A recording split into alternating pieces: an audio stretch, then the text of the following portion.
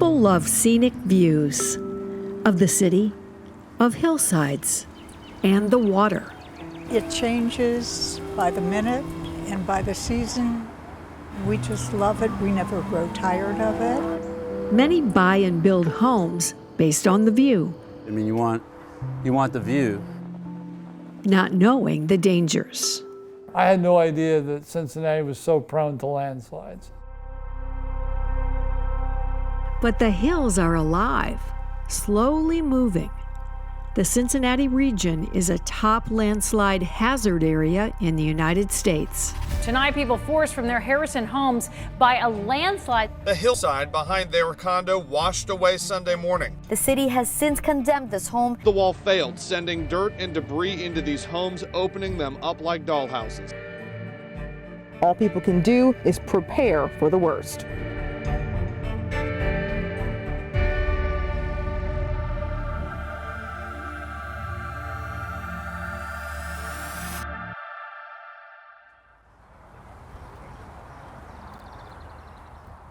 A lot of the landslides I'm looking at are from developments that are 15, 20, 30 years old. Eric Russo is executive director of the nonprofit Hillside Trust, dedicated to protecting and preserving the region's hillsides. You don't really expect one to happen until you're affected by it. And then when it does, you're not really sure where to go, who to call, or what to do. The whole backside of our yard has fallen off. I guess we're gonna try to get it fixed. So this should last quite a while. Yeah, just to extend the wall is another $50,000. And then to do another wall down here would be another $100,000. Taxpayers are also paying the price. Repairing landslide damage to Columbia Parkway, which connects Cincinnati's east side to downtown, cost $18 million. Yeah, we've had some hillside slide issues on Elbron Avenue. Now Westsiders want the same fix for their main road to downtown. All we need to do is take whatever we're doing on Columbia Parkway and do it here on Elbron Avenue. Even flatland, like here at Friendship Park, is threatened. The hills above keep moving toward the river. The path that we first noticed the slide is right here, this asphalt path. Our water main would be about right here at the end of the path, and then the new retaining wall is a little bit further over here, about 10 feet away from the main. To prevent the landslide from wiping out water service to more than 100,000 customers downtown and throughout western Hamilton County, Waterworks blocked off the park and installed a 900-foot underground retaining wall. I don't think people have any idea the scale of the problem in Cincinnati, the amount of money. The wall cost $5 million and never even made the news. It didn't make the news, and I don't think most people understood what was going on. Roxanne Qualls lives downtown and frequents the park. She's a former Cincinnati mayor and council member. If you want people to be aware that there is a problem, it takes money to correct it, but it can be corrected, such as $5 million to stabilize the Bank of International Friendship Park. You should put up a sign saying something to that effect, you know? It probably would be a good idea moving forward so that folks did know what the construction was about. The reason Cincinnati is a danger zone for landslides is geology.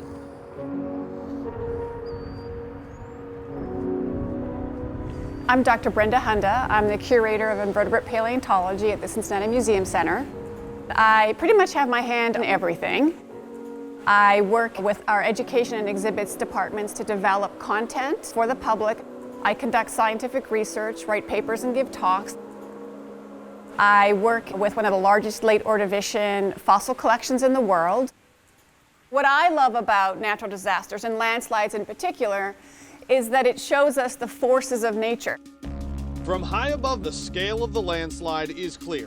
Their backyards have been falling into a gravel pit below. crumbling rubble as well as the crumbling asphalt. A 2:30 a.m. evacuation. The land that's falling is about to take our patios. Okay, you guys might want to think about getting out of here. It's going to go tonight.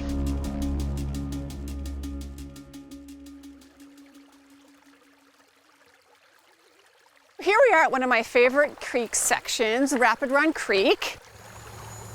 Oh, nice. Wow, this water's cold. We have an excellent fossil deposit here. It's creating these layers of sediments and rocks that ultimately will be the source of a lot of our landslides. When you look at a landslide hazard map of the United States, there's 4 key regions that landslides happen frequently. Of course, the mountains. We have the Rockies and we have the Appalachians. Landslides happen there all the time because as mountains are lifted up, ultimately they need to come down. We also have the coasts. We're thinking about California, where there's very young sands and sediments that form up these very steep slopes that are carved away by wave action on the ocean. The 4th zone, believe it or not, is actually here. Honda says our continent used to be south of the equator.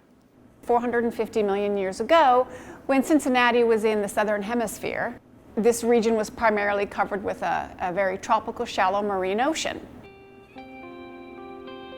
It'd be someplace you'd want to go scuba diving or snorkeling, and you would see it teeming with all kinds of life, mostly invertebrate animals.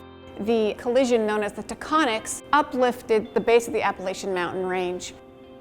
It was shedding a lot of sediment off of those mountains as they were eroded, and that sediment was being transported by very large storm waves 300 miles or so away into this region.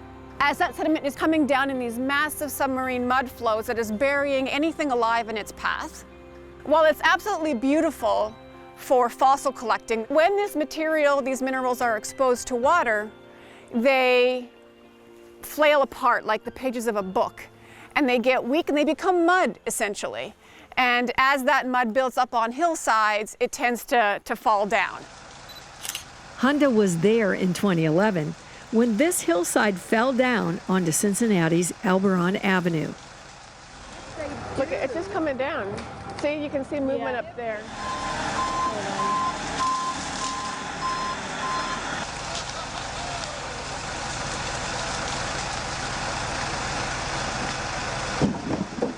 The steeper the hillside, the bigger the problem.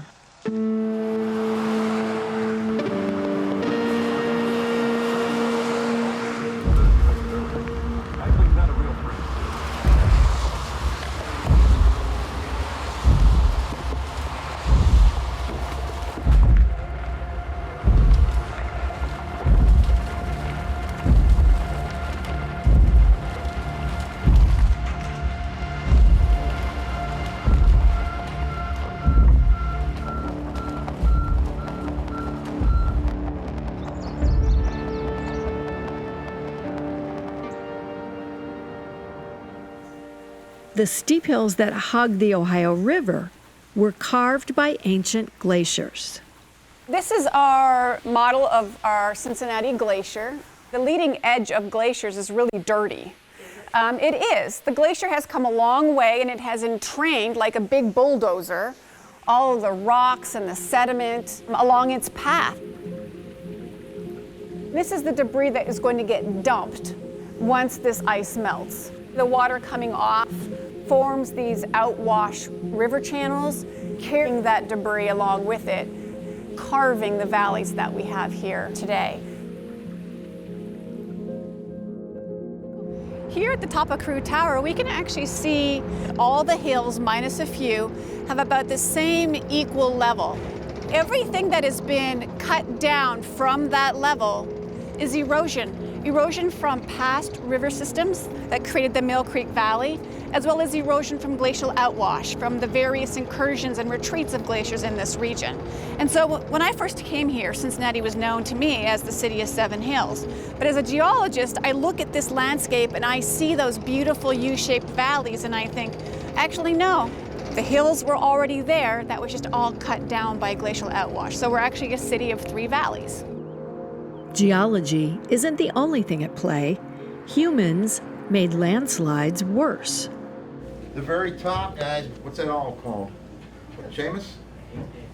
The apex predator, good. Tim Agnello teaches science at Walnut Hills High School. Good job, guys. He's a geologist who wrote his graduate thesis at University of Cincinnati. Here's the top of the landslide right up here. On landslides. This is Price Hill. This is the area of my thesis. If you have a lot of trees on this hillside, kind of holding the hillside together, the trees are kind of bind with the soil. It prevents shallow landslides. Agnello says early settlers cut down all the trees along the Ohio River. There should be trees everywhere. There are very few trees in that photo. We're here looking at the daguerreotype photo, a world-class photo, very famous. It shows the hillside as it was and the use of the hillsides back in 1848, 170 years ago. 1850, this is the 6th largest city in the United States. So huge demand for natural resources, including lumber, including rock, stone, lumber for heat, lumber for the houses, lumber for steamships. You can see all the steamships down here. We're getting into the town of Fulton. Cincinnati was supplying 1 of every 3 steamboats on the Mississippi River. Nicholas Longworth was the 2nd wealthiest landowner in the United States. It was purported he owned up to 20 miles up and down the Ohio River for Catawba wines, for growing grapes. In order to do this, he had to terrace the hillsides and he cleared the trees. So this is probably an early event that destabilized the hillsides. When they built Columbia Parkway through here, they had to cut into the uphill side. They started to oversteepen the slope up above it, so it had no support. Columbia Parkway has had landslides from the day it was built. There's a famous photograph from 1930. It shows a huge landslide scarp in the middle of the parkway. As soils form and trees come in, they break up the rock, and they create this layer that mantles all of our hillsides. That really is unstable. And over time, it can take decades, sometimes a century, to build up a really nice thick layer of this colluvium that just kind of hangs out on the slope. And that's usually what fails a lot in our areas. So for instance, at Columbia Parkway, what we're seeing is about 90 years of colluvium buildup, 6 feet thick, on our hillsides that gets really, really heavy on that slope. And eventually, either through the weight of that material on the slope, or maybe during a really rainy spring, that slope will fail.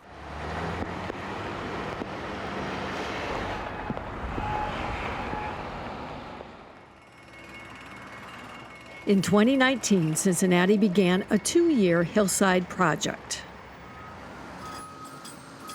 What they're doing at Columbia Parkway right now is to scrape the hillside back to stable bedrock and then bolt it in place so that it doesn't get exposed and erode further over time. Part of the mission of the Hillside Trust is to conserve hillside land, and we actually have a lot of parcels going westbound into the city above the parkway. So we had to authorize permission for the city to get on Hillside Trust property to do the stabilization work. Soil nails get driven into the ground in a horizontal vertical pattern, in a grid pattern, and then steel mesh goes on top of that so it doesn't slide down. In May of 2020, one section is already nailed in place. You'll hold the hillside back with a rebar mesh, and then that black netting is going to allow seeds to be able to get stuck in there so they can start to regrow and come back up and revegetate the hillside. For this section, designers chose a 1,400-foot retaining wall. It's called a soldier pile wall. We drill steel beams into the bedrock and then use a precast panel in between those piles. After they put in the panels, they're backfilling behind the wall, and then also helps with drainage behind the wall. The water will keep migrating across to hit this, and then it'll trickle down. Water will come out weep holes in front and be routed to storm drains. There'll be about a 20-foot bench, flat area between the existing wall and the new wall that will help catch soil or vegetation that may slide in the future. They're actually installing the soil nails now. See, it's getting primed with grout. Then the nail will go in, and then they'll pump more grout in. 2 years later, so far, so good. But for how long? It's going to last for a minimum of 30 years, if not longer. We have to learn to live with it. We can work with it and mitigate. Ultimately, what is built up must come down, and that's what the Earth's going to do.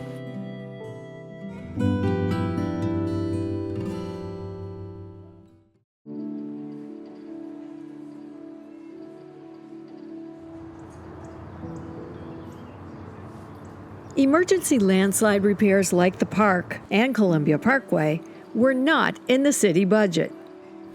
I mean, that's hard to budget for.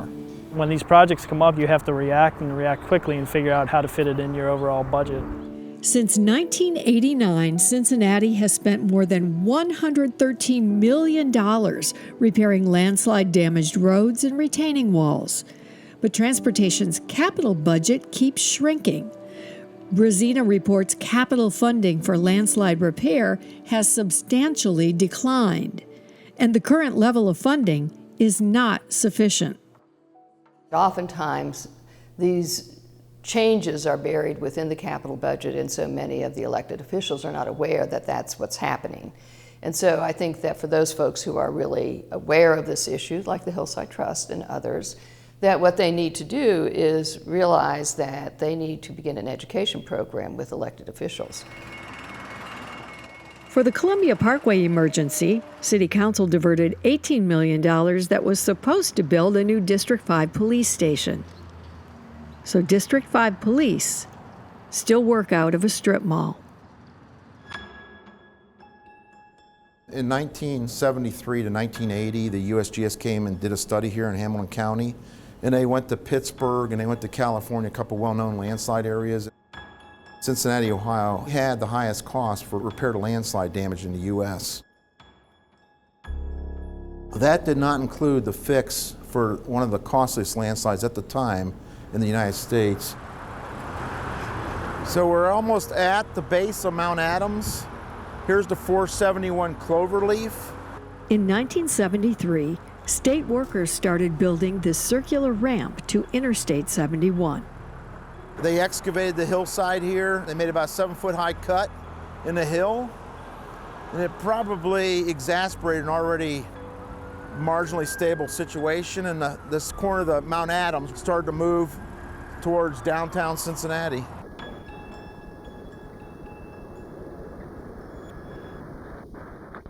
It's destroyed so bad that it can't be fixed back up. Foundations is moved and under it. Once that happened, they had to halt the construction plans for the connector ramps because they now had to figure out how they're going to fix this major landslide. The state of Ohio had to buy dozens of Mount Adams homes and demolish them. This is Kilgore Street. All the homes on one side already gone.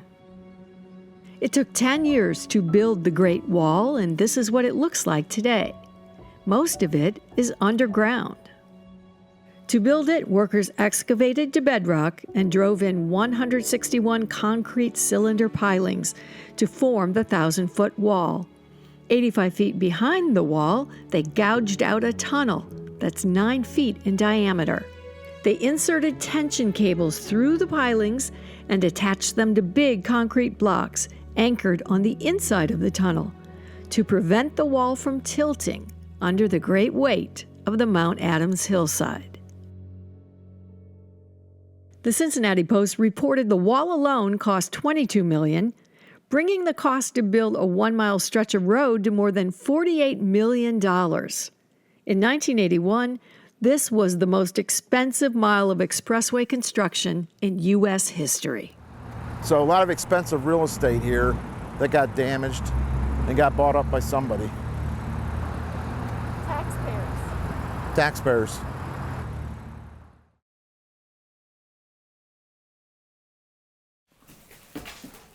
Good boy. Good boy. Welcome to Walker Street, built in the middle of a hillside in Mount Auburn. Hey, Frank. Huh? My name is Andy McLaughlin. I moved to Walker Street in April of 2000 for my job. I found this house on the internet. We have spectacular sunsets. We face towards over the Rhine, right towards Fenley Market. We see Music Hall, the new stadium. No weeds to pull. And if you're in the backyard, you can see the downtown, the Kroger building, the Carew Tower. In 2005, a water main broke in a vacant house next door. The water had been running for we don't know how long, saturated the whole hillside, and then pulled the hillside down. You can see the footers for the decks to keep them stable. Now the air conditioners had to be tied with straps to keep from rolling down the hill. So I called the city, and they basically said, you need to pursue it legally. He and 3 other neighbors filed a lawsuit. It took years of legal fighting, and through that, 2 of the people involved in the suit, they just went bankrupt and abandoned their properties. Once we sued the owner, we won the lawsuit. We got a judgment against him. He claimed bankruptcy, so we had no money to fix the hill. Plus, we had each spent $50,000 already to get to the point of having nothing. So I called most of the council members to see what there was to do. The response from the city shouldn't be that we'll pay for it and take care of it, because that still is an individual private property problem. But when the problem is of such a scale that individuals really cannot mount an appropriate response to it, but the city could, as long as individuals are willing to pay for it, then yes, the city should get involved in it.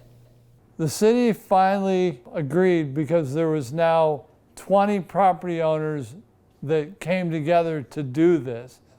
There was no public money involved in building the wall, and we would just have to pay it over the next 30 years. The city built the wall, 380 feet long. His share of the cost is added to his property tax bill.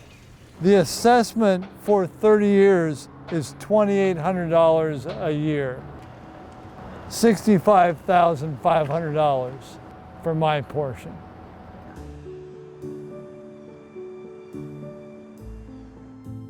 Was it worth it? Well, yeah, the view is great. We now have a back wall. Everybody's very happy, and the property values have really gone up. It's a cool street. Here's another cool street, West Park Drive in North Avondale. My wife Maria and I have lived on this street for 17 years. We've raised 2 sons here. Lots of Christmases, birthday parties. Families in North Avondale are staring down a landslide that could be, quote, financially devastating to fix. They will have to pay more than $300,000 to build a wall and protect their homes. This retaining wall is coming away from the hill. Hell is relocated to our backyard temporarily, and it's going to be evicted. Similar stories, just houses apart. These 2 West Park Drive homeowners and 2 others facing a total cost of $326,000 to build a wall and protect their homes from landslides. One of the main contributing factors was a whole bunch of rock was dumped up there back around 2005. Sat up there, water pooled around it. Every time it rained, water found new little tributaries to go under and undermine the hill. We would get so much rain and it would just soak into the hill. I had to open my back door to my garage, raise my garage door to allow water to go through. And then we noticed the damage kept getting worse, and then with our neighbors further down, their house started to take the brunt of the impact. It just got worse and worse. One house's foundation was so crushed, it had to be demolished. We got cited by the city of Cincinnati to stabilize the hill behind us. One of the first people I contacted was Eric Rousseau at the Hillside Trust, and I said, is there any funding that's available for this? And he said, no, you're kind of on your own. It is on the homeowner. They were given some price tags in excess of $300,000 to shore up the hillside, which as homeowners, they didn't have the funds to do that. So they hired a drainage expert to come in there.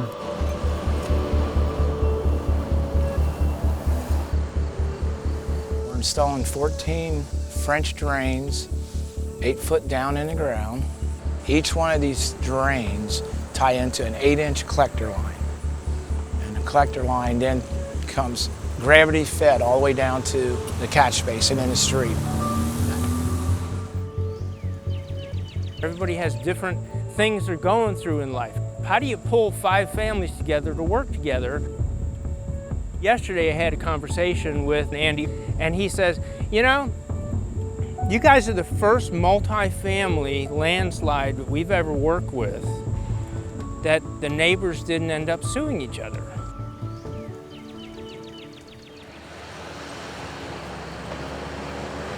Do you think that once you're done with this work, it's fixed? No comment. I don't know. In your experience, when you do things like this, does it work? I have done jobs similar like this years ago, and once again, I always have a geotech engineer involved in my hillside work, and I have had some luck with them, and I've had some failures with them. He says the most common solution is more expensive, a retaining wall that goes down to bedrock. No homeowner's insurance will cover it.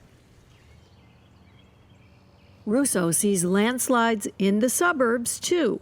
It's going across now 3 properties. Just ask Milford's Ben Madsen. He spent $50,000 on a backyard retaining wall, but damage continues. To do another wall down here would be another $100,000.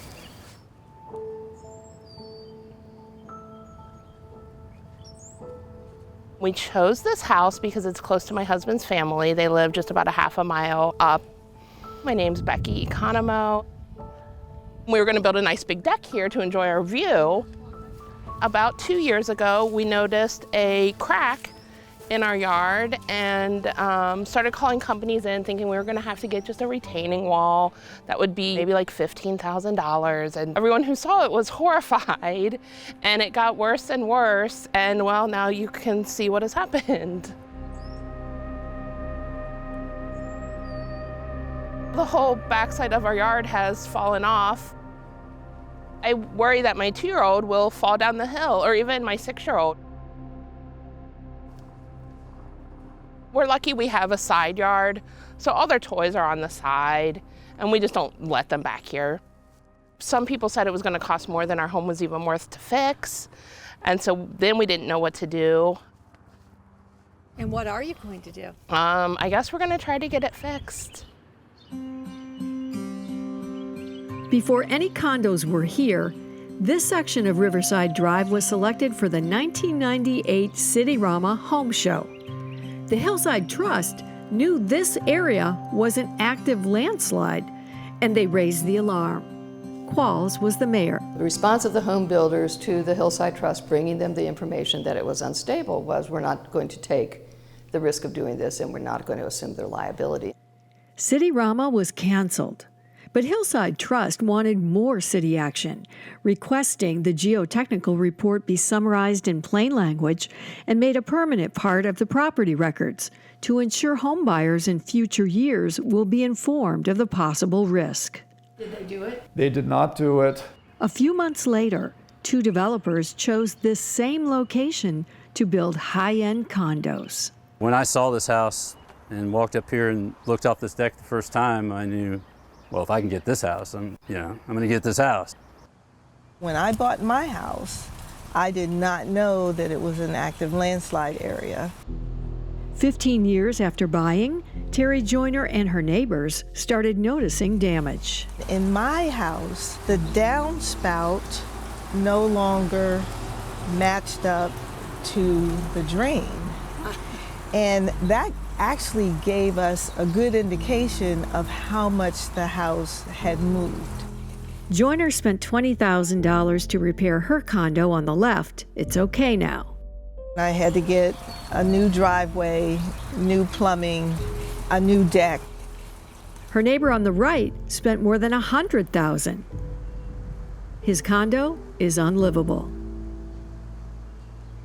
We're walking away from it. I'm walking away from the house. He has foundation cracks, black mold, Nothing's square anymore, so it won't close. It won't open and close properly. and bulging walls. Here you can see where I cut the studs to try and relieve the pressure off of the floor joist. In 2017, neighbors lobbied City Hall for help. The city is building a 1,200-foot-long retaining wall, shown here by the red line, 20 feet below railroad tracks that run through the neighborhood.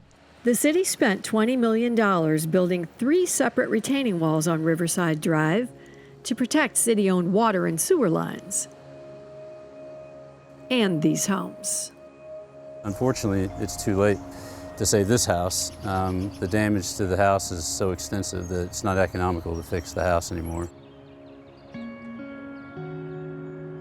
That's why it's especially heartbreaking, that it's a complete loss. In Ohio, the statute of limitations to sue a builder is 10 years. We had been in our homes 15 years.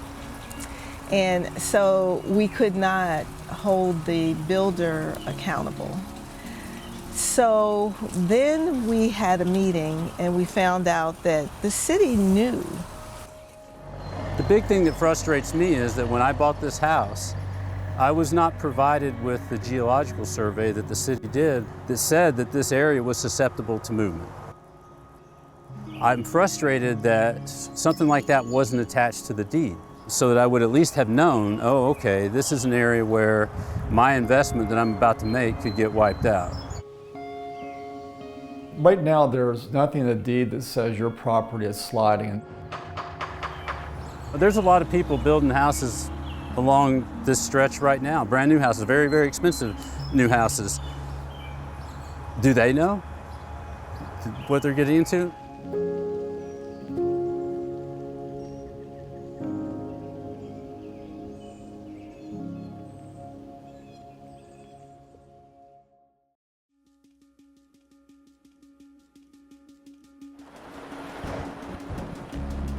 Flash flooding all across the tri-state. They say sewage water and mud filled their basement. Climate change is leading to more and more businesses dealing with repeat damage. She had to close the storefront for about 7 weeks. 100-year floods are now a regular challenge for the community. The city's aging infrastructure isn't designed to carry the large storms. Climate change can be a huge factor with an increase in 100-year storms. We've had now at least 9 of them since 2011. Oh my God. The flooding is one issue, but also too, this much stormwater can also exacerbate landslides as well. Mother Nature is throwing us a curveball, that the dynamic conditions of rain-soaked soil with so much happening at one period of time, it is making us have to make adjustments. Senator Cantwell of Seattle co-sponsored the National Landslide Preparedness Act in response to a 2014 landslide in Oso, Washington that killed 43 people. It was such a horrific event. When we saw what kind of devastation could happen from what we called landslides, but literally it's like the new landslide is like an explosion. We realized that we had to get more data. We had to get better mapping. We had to point out where there are areas of risk. I think they're realizing now a lot of these FEMA maps were really out of date. The brown shaded areas represent slopes of 20% magnitude and greater. Russo says urban builders are targeting green spaces with so-called paper streets mapped long ago. This is Delta Avenue in Mount Lookout. Between this house and the next one is a paper street that leads to a wooded area. Cincinnati and Hamilton County have hundreds of these paper streets scattered throughout the whole region. And the reason why these weren't developed into dedicated rights-of-way is because of the topography. You've got a rather massive creek running through here and then these steep hillsides. He wants to put in 6 homes along this steep hillside here.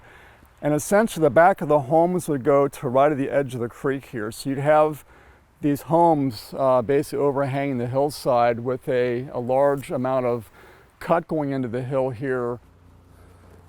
This little trail is laid by deer right here.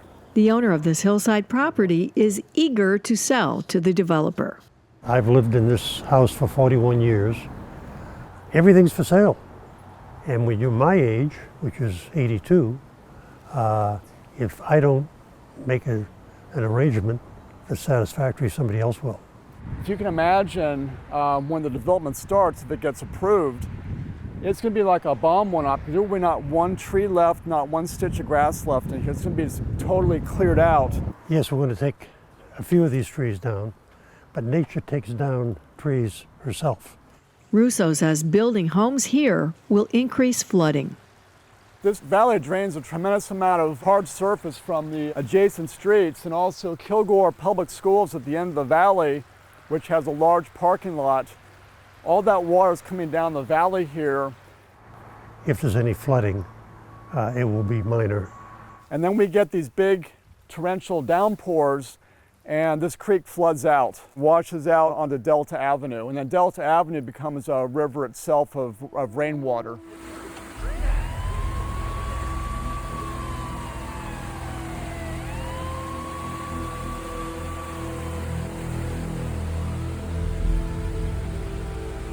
I do want to bring attention to the potential for slippage once the hillside is cut into. The neighbors were involved in the November public hearing with the City Planning Commission and expressed grave concerns. We would have cars parked 5 feet from the side of our house and cars traveling within 15 feet of the back of our house where our child plays. Ask yourself if this is treating current residents fairly.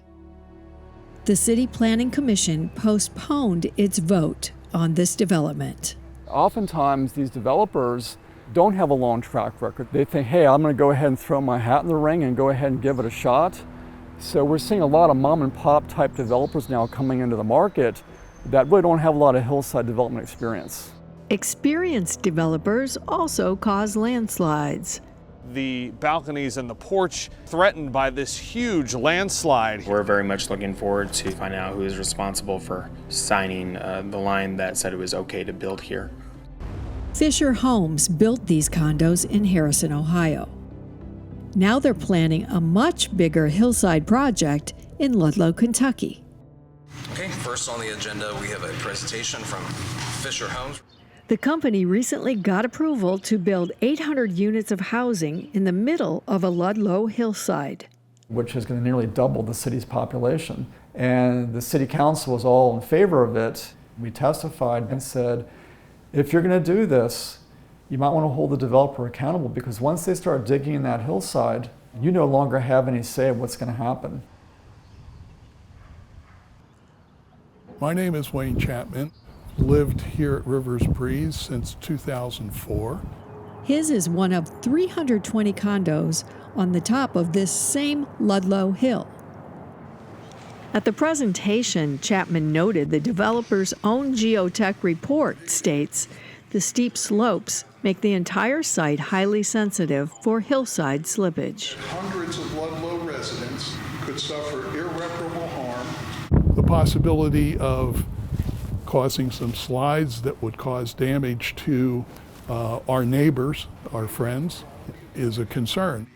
The important thing was for the city of Ludlow to have their own independent experts and not just take the word of the developer. The citizens have a genuine concern about when they start tearing into the ground and removing trees and brush that you'll have slippage in slides. And it is a legitimate concern. They should have those concerns. I've said it from the get-go, that's going to be one of our main focuses, to make sure that the companies come along and they do it correctly, that we have engineers that are double-checking to make sure that it's done right. I've not hired anybody yet, because until everything's signed and we know it's actually going to happen, I'm not going to pay an engineering company or do those kind of things. The Hillside Trust's top recommendation for Ludlow and any city with proposed hillside development is require the developer to post a performance bond. If something goes wrong with the development, that money is essentially an escrow to cover damages to surrounding property owners in the area. We have this conflux right now of more development occurring and also problematic areas being considered for growth and development within not just our region, but also the country too, and also worldwide. Landslide-prone cities like Cincinnati will soon be getting help from the U.S. Geological Survey, thanks to the National Landslide Preparedness Act. Hopefully with consultation with good science and information by the people at USGS, it would help Cincinnati plan for a more secure future. Meanwhile, it's buyer beware. You can see the landslide damage affecting this home in Clifton. What you can't see are the 3 other homes on the street that have already been torn down. It's buyer beware when you buy in a hillside area. Before building or buying, the Hillside Trust recommends hire a geotechnical engineer. Do your due diligence and research your property. And if you do have a landslide, work with your neighbors. It was a lot of work to get 20 homeowners to agree to a project like this, especially when a lot of them at the time were rental units, and we had a very odd proportion of lawyers that lived on the street. So I also had to deal with 7 lawyers that owned property and get them to buy in. Talk to your neighbors, get to know your neighbors. Tim, do you remember the first thing you said when I walked over to your house? Who are you? Right, yes, I did. So that's this whole thing started. You mean you didn't know each other before? Not really, no. No. So the landslide that crushed one neighbor's home brought 4 other families together, and they pooled their resources. We've had estimates upwards of $400,000 just to get it fixed so that our homes would be in a good place. But we were able to find a more economical solution that the city approved, and now we're okay.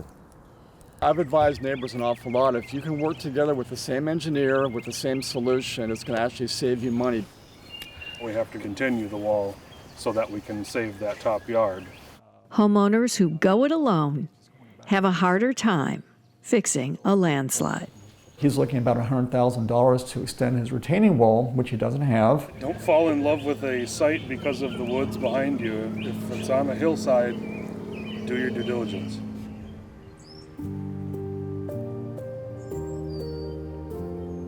I worry that my 2-year-old will fall down the hill, or even my 6-year-old. Some of the price tags she's been getting have been in excess of $100,000, which would be nearly the cost of their home. My advice would be don't buy a house on a hillside. If this isn't enough of a warning, I don't know what else to say. We live in an area that offers a tremendous, beautiful, natural topography for us that is going to be important for us to protect going forward, because once it's gone, it is gone. We've always had landslides, we're always going to have landslides. This is just part of our legacy of living in Cincinnati.